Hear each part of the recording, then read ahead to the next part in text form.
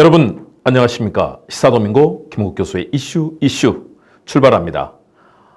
코로나19 그리고 이후에 이어지는 경제 침체 상황들, 전 세계가 난립니다. 비행기도 뜨지도 않고 출입국도 어렵고요. 전 세계가 정말로 경제 상황이 재앙으로 덮치는 팬데믹, 세계적 대유행 질병에 의해서 경제 문제 그리고 삶의 문제로 비화가 되고 있습니다. 참으로 어렵습니다. 많은 국민들도 고통스럽고 또 전 세계 시민들도 어렵습니다. 감염자, 확진자는 날로 늘어가고 있고요. 이미 1,000만 명을 넘어섰습니다. 사망자도 벌써 50만 명을 넘어서서 조만간 60만 명을 넘어설 거고요. 이렇게 어려운 상황 속에서 경제도 마찬가지로 어려워지고 있습니다. 그런데 거리 두기는 또 중단하자 이런 목소리 나오고 있습니다. 이럴 때 가장 어려운 사람이 누굴까요? 바로 취약계층입니다. 사회적으로 어려운 분들, 또 우리 청년들입니다. 학교 수업도 제대로 이루어지지 않고 기업들은 일자리를 만들지 않습니다. 청년들 어려워지고요. 노약자들, 또 차상위 계층, 사회적으로 어려운 분들 입장에서는 점점 더 고통스러워집니다. 바로 이럴 때 필요한 것이 국가의 역할입니다. 그래서 오늘 이 시간에는 기본소득에 대한 얘기들, 최근에 정치권에서도 많이 얘기하고 있습니다. 기본소득 얘기를 하려고 합니다. 기본소득 적극 검토하고 단계적 실시에 나서라 라는 주제로 말씀드리려고 합니다. 코로나19 이후에 다 어렵습니다. 전 세계도 어렵지만 우리 대한민국도 마찬가지입니다. 좋을 수가 없지요. 소비가 이루어질 수가 없는 것이고요. 일단 가지고 있는 재산들이 취약하고 부도위기에 놓인 기업들 늘어나고 자영업자 잘 될 리가 없죠. 그나마 긴급 재난지원금으로 인해서 반짝 소비가 좀 늘어나는 그런 양상이지만, 그러나 그것이 지탱할 수 있는 기간도 한계가 있습니다. 그렇다면 필요한 것은 무엇일까요? 결국은 사회 안전망의 확충입니다. 어려운 사람들도 최소한의 생계를 유지하고 삶의 질을 유지할 수 있도록 해야 되고요. 문화예술인들은 어떻습니까? 고통스럽습니다. 공연은 열리지 않고 모든 공연 취소되고 기껏 열리는 공연들은 무관중으로 열립니다. 무관중이면 어떻게 되죠? 티켓, 객석에 대한 수입이 없기 때문에 공연이 유지될 수 없는 거죠. 관객 2,000명이 들어가는 곳에 100명, 200명 앉아서 공연을 봅니다. 자, 그렇다면 수입이 없는데 그 공연이 계속 유지될 수 있겠습니까? 공연할수록 적자입니다. 오직 공공기관에서 하는 것들, 정부라든가 공공기관에서 지원하는 사업만 가능한 것이지 일반 기업의 논리로 봐서는, 또 이 자본주의 사회 유통 논리로 봐서는 불가능한 것이죠. 할 때마다 손해를 몇 천만 원, 몇 억씩 본다면 누가 그 사업을 하겠습니까? 이것은 문화예술계뿐만 아니라 지금 모든 분야의 상황들이 마찬가지입니다. 아무도 이익을 볼 수 없는 그런 상황이죠. 오직 반짝 마스크라든가 또는 진단 키트라든가 또는 호흡기, 이와 관련된 여러 가지 사업들은 일부 번창할 수 있지만, 또 언택트라고 해서 온라인으로 이루어지는 화상회의라든가 어떤 시스템들은 일정 기간 아무래도 유지될 수 있지만, 그러나 지탱하기는 쉽지 않습니다. 그렇기 때문에 지금 기본소득 논의가 사회적으로 화두가 되고 있습니다. 기본소득이 뭡니까? 영어로는 베이직 인컴이라고 부르죠. 가장 기초적인 것, 다시 말해서 국가나 또는 사회 모든 구성원에게 조건 없이 개별적으로 지급하는 그런 현금 소득을 우리가 기본소득이라고 부릅니다. 어떤 조건, 어떤 노동의 대가로 일하거나 또는 어떤 일정 기한을 정해서 하는 것이 아니라 대가 없이 최소한의 생활을 유지하고 그 사람들의 삶의 품위를 유지할 수 있도록 하는 것이 바로 기본소득의 개념입니다. 그러나 또 쉽지는 않습니다. 왜냐하면 이것을 지탱할 수 있는 재정이 무한정이지는 않기 때문입니다. 국가사회가 그것을 제대로 진행할 수 있는 것도 아니고, 또 지방자치단체가 무한정 세금을 통해서 재정을 이끌어 나갈 수 없기 때문입니다. 벌써 국가부채라든가 또는 공공기관 또는 국가적으로 개개인의 부채 전부 합산해 본다면 사실은 또 우리는 상당한 그런 부채 수준에 놓여 있기 때문에, 다시 말해서 빚을 많이 지고 있는 거죠. 그런 상황에서 무한정으로 기본소득을 지급할 수 없는 일입니다. 그렇다고 해서 극단적인 선택하는 사람들을 그대로 두고 볼 수는 없습니다. 우리의 사회에 얼마나 그런 일이 많습니까? 기본적인 소득도 얻을 수 없기 때문에 결국은 비극적인 선택을 하고 마는 그런 사례를 많이 봤습니다. 성북동의 모녀도 그랬었고요. 송파구의 모녀도 그랬습니다. 더 이상 사회적으로 역할할 수 없고 수입이 없을 때 인간은 극한적인 상황에 내몰릴 수밖에 없습니다. 그럴 때 바로 국가, 사회, 집단이라는 존재가 필요한 것이죠. 개개인으로서는 돌파할 수가 없습니다. 청년층도 마찬가지입니다. 지금 대학생들 어떻습니까? 등록금은 냈는데 교수님을 만나거나 또는 학문에 대해서 진지하게 토론하거나 고민할 수 없고 오직 온라인으로만 일주일에 한 번 진행되는 수업 진행을 합니다. 그리고 나서 4년의 대학생활을 보냈을 때 과연 폭넓은 네트워크, 인간관계를 통해서 자신의 능력을 키우고 또 많은 사람들의 사랑을 받으면서 자기 자신의 가능성을 키우는 일이 가능할까요? 어렵습니다. 거기다가 또 등록금은 똑같은 값을 냅니다. 이래서는 안 되겠죠. 그래서 이번 제3차 추경에서도 최소한의 그런 대학교에 대한 지원금, 학생들을 위해서 지원하는 게 2,718억 원이 일단 배정이 됐었는데요. 아마 그 액수를 더 훨씬 많이 늘릴 거라고 합니다. 대학생들 상황도 너무 어렵고요. 또 일반 청년들은 오죽하겠습니까? 굉장히 어려운 상황에 있습니다. 취업은 되지 않고 일자리는 만들어지지 않고 계약직이거나 그렇기 때문에 이번에 소위 말하는 인국공 사태, 인천국제공항공사에서 나타났던 비정규직을 가능한 정규직으로 만들어줘야 어차피 같은 일을 할 경우에는 그렇게 해주는 것이 당연한 것 아니겠습니까? 그러나 그 과정에서 일부 또 취업준비생들이 또 이 일을 제기하고 논란이 벌어졌습니다. 물론 취업준비생들의 오해도 있습니다.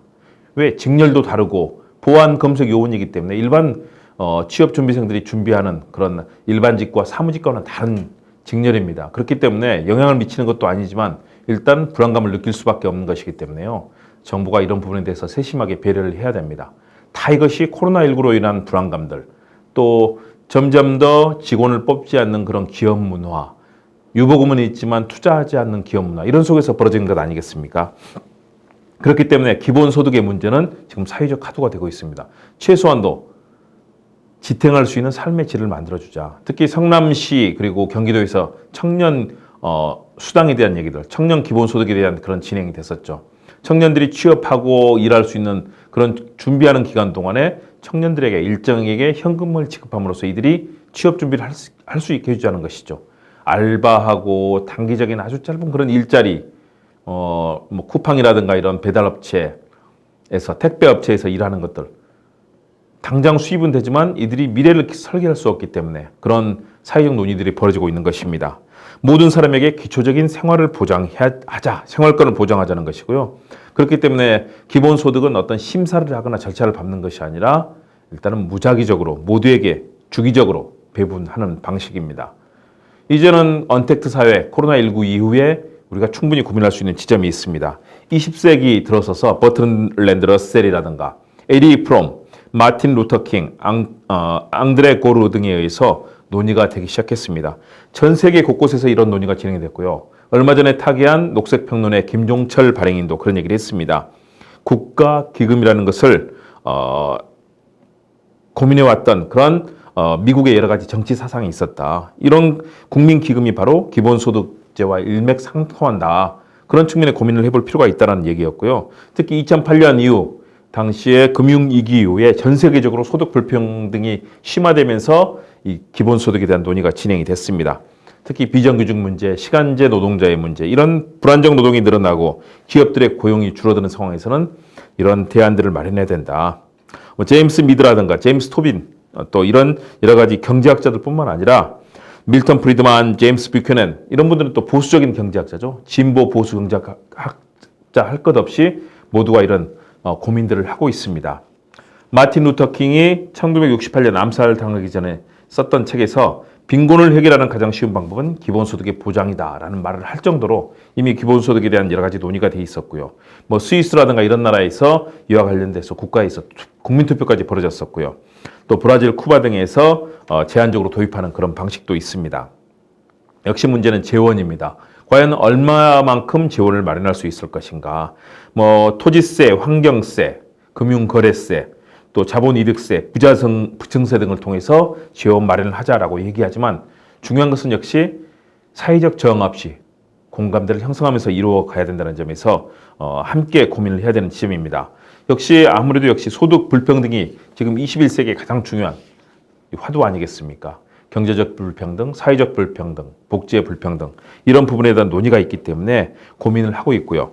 그래서 2004년에는 기본소득 지급 네트워크 이런 단체가 만들어졌고요. 우리나라에서는 2009년에 기본소득 한국 네트워크가 만들어졌습니다. 그리고 기본소득 당이라는 정당까지 만들어져서 지금은 치열한 논의가 이루어지고 이번에는 그 정당에서 국회 21대 국회의원도 배출을 했습니다. 2014년 발생했던 세모녀 사건 이후에 우리 사회에서도 계속해서 논의가 되고 있는데요. 이런 기본소득을 지급하기 위해서는 막대한 재원을 마련하는 것이 중요합니다. 또 결국은 증세는 불가피합니다. 그렇다면 증세를 했을 때 세금을 내는 사람이 나도 그 혜택자가 될 수 있다는 그런 최소한의 공감대를 마련해 주는 것도 중요하고요. 우리 사회 전체적으로 정치, 경제, 사회 각 분야에서 공통의 합의를 이뤄나가는 것이 매우 중요하다 이런 문제입니다. 일단 역시 재원의 마련 문제, 재원을 어떻게 마련할 것인가, 또 증세를 할 때 어떻게 사회적 합의를 만들어낼 것인가, 이 부분이 중요한 것이죠. 그리고 노동하지 않는데 세금을 지급한다, 이렇게 소득을 세금으로 지급한다, 맞는 것인가, 이에 대한 비판적인 시각도 분명히 있을 수 있습니다. 기본소득이 또 노동 의지를 감퇴시킨다, 이런 사회적 비판도 있고요. 특히 보수 진영에서 그런 얘기도 합니다. 또 난민의 수용에 대해서 논의가 있는 유럽에서도 이런 논의가 진행이 됐습니다. 또 하나 기본소득을 만일에 도입하게 될 경우에는 국민연금이라든가 고용보험, 또 건강보험 등 기존의 공공부조와 사회보험을 전면적으로 재편해야 됩니다. 어떤 방식으로 우리 사회가 이 부분을 만들어 나갈 것인지 이런 고민을 해야 되는 것이고요. 역시 우리 사회를 구성하는 시민들의 삶을 지탱하고 또 발전시켜줘야 된다는 측면에서 이 기본소득 논의는 이미 시대적 과제가 되었다고 판단할 수 있습니다.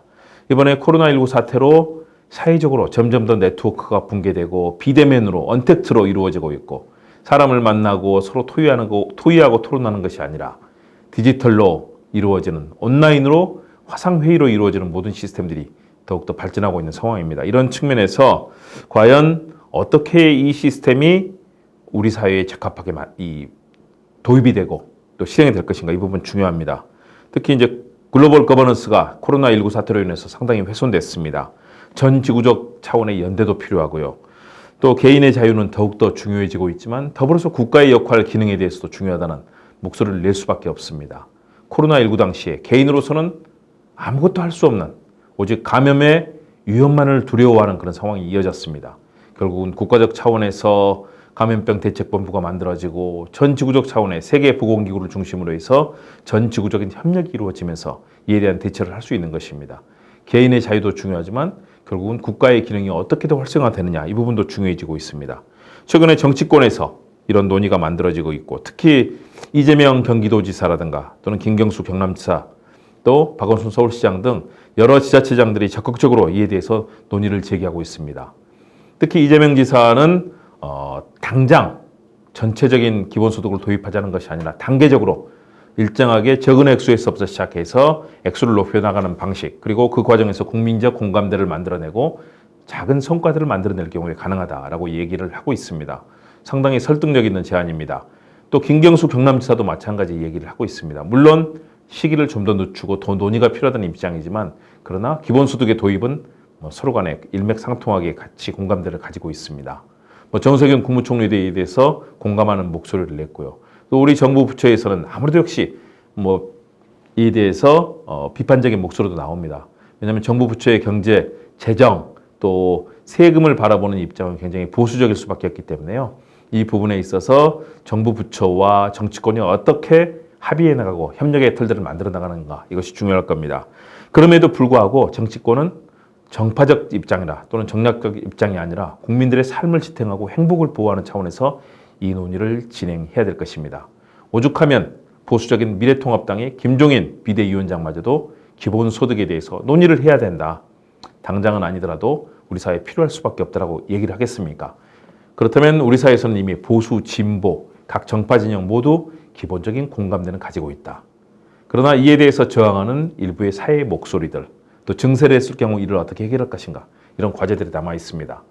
저는 우리 사회가 충분히 합의하고 또 토론해 나가고 그 과정에서 작은 결실을 맺어 나가는 과정을 통해서 이 부분은 반드시 이뤄나가야 될 성과라고 봅니다.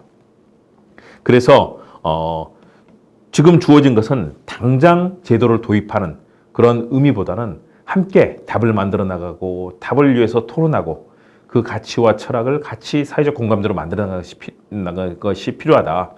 특히 기본소득의 경우는 이미 기본적인 공감대는 이루어졌기 때문에 이제는 구체적인 방법론, 그리고 일부 지자체에서는 충분히 이미 실시를 할 수 있는 여건이 되어 있습니다. 그렇다면 중앙정부와 지방정부가 서로 합의하고 또 청와대와 정부 또 정치권이 협력해 준다면 충분히 가능하다라는 측면에서 기본소득의 실시를 적극적으로 검토하고 단계적으로 실시하는 방안에 나서는 것이 필요하다고 말씀드리고 싶습니다. 누구도 우리 사회를 지켜주지 않습니다. 우리가 함께 만들고 함께 지켜나가야 됩니다. 함께 좋은 아이디어를 만들어내고 우리 사회의 어젠더 세팅, 담론을 만들어내고 의제를 설정하고 그것을 실시해 나가야 됩니다. 국회는 이 과정 중에서 반대나 발목 잡기보다는 토의하고 더 좋은 대안을 만드는 입법활동으로 이에 대해서 부응해야 됩니다. 최근에 나타나고 있는 이 사법부내의 갈등도 국민을 보고 나가야 됩니다. 국민들이 인권을 존중하고 피해자의 권리를 존중하고 군림하고 강제 강압조사라는 검찰 바꾸라고 지시하고 있습니다. 이를 위해서는 검찰 스스로 개혁해야 되고요. 특히 윤석열 검찰총장을 비롯한 검찰 중심의 그동안의 이 사법 관행들 바꾸는데 윤석열 검찰총장이 스스로 나서야 됩니다. 최근에 한동훈 검사장을 비롯한 측근들 지키기라든가 또는 장모를 비롯한 가족 문제에 있어서는 소극적이고 소홀하거나 도리어 측근을 비호하는 움직임들 때문에 윤석열 검찰총장 비판을 받고 있습니다.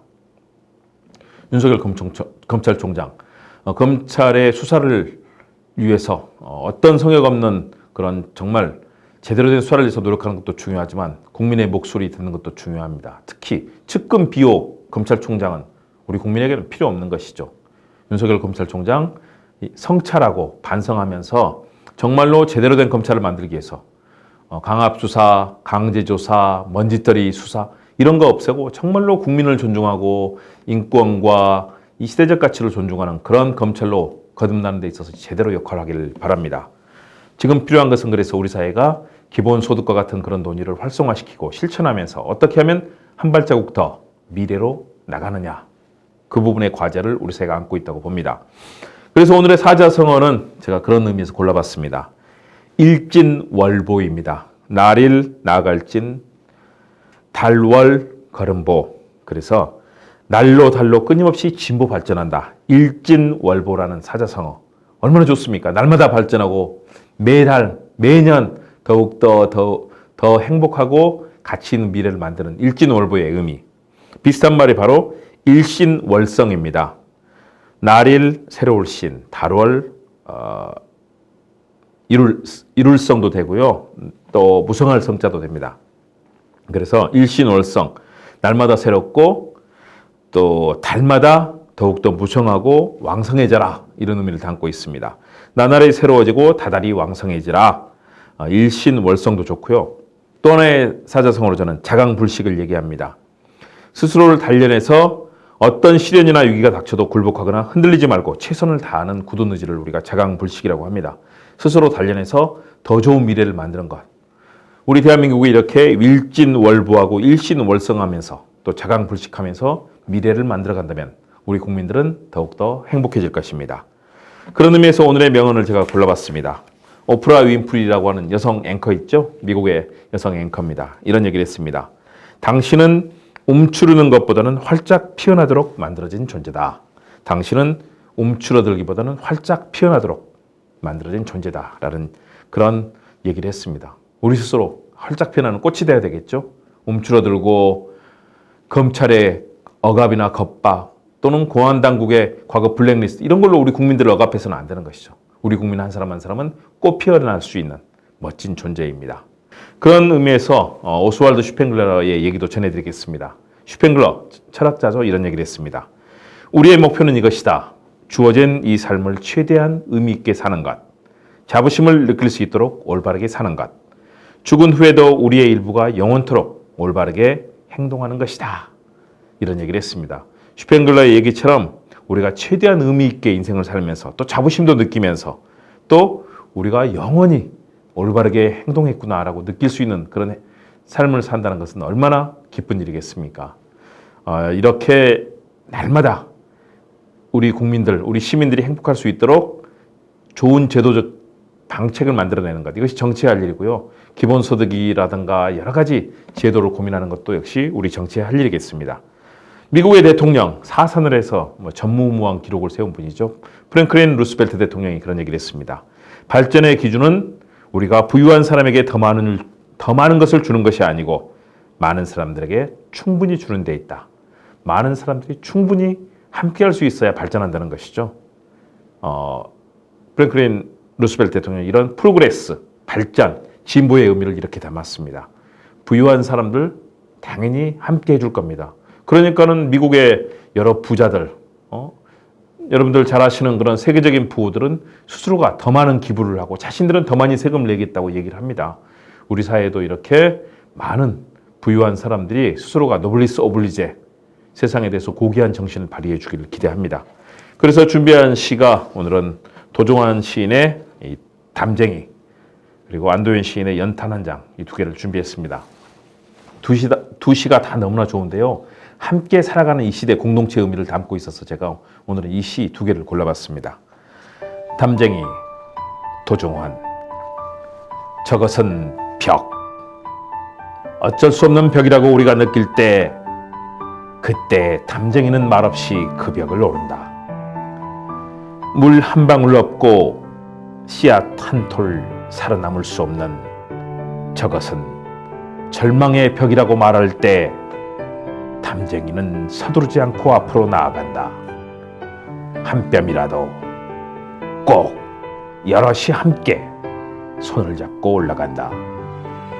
푸르게 절망을 다 덮을 때까지 바로 그 절망을 잡고 놓지 않는다. 저것은 넘을 수 없는 벽이라고 고개를 떨구고 있을 때 담쟁이 파나는 담쟁이의 수천 개를 이끌고 결국 그 벽을 넘는다. 작은 가냘프고 바람에 흩날리는 담쟁이 하나가 어떻게 그 벽을 넘어가는지 우리 모두의 그런 열망을 담고 있는 것 같습니다. 또 하나 들려드릴 시는 연탄 한 장입니다. 안도현 시인의 시로 유명하죠. 연탄 한 장, 안도현. 또 다른 말도 많고 많지만 삶이란 나 아닌 그 누군가에게 기꺼이 연탄 한 장이 되는 것. 방구들 선득선득해지는 날부터 이듬해 봄까지 조선 팔도 거리에서 제일 아름다운 것은 연탄차가 부릉부릉 힘쓰며 언덕길 오르는 거라네. 해야 할 일이 무엇인가를 알고 있다는 듯이 연탄은 일단 제 몸에 불이 옮겨 붙었다 하면 하염없이 뜨거워지는 것. 매일 따선 밥과 국물 퍼먹으면서도 몰랐네. 온몸으로 사랑하고 나면 한 덩이 채로 쓸쓸하게 남는 게 두려워 여태껏 나는 그 누구에게 연탄 한 장도 되지 못하였네.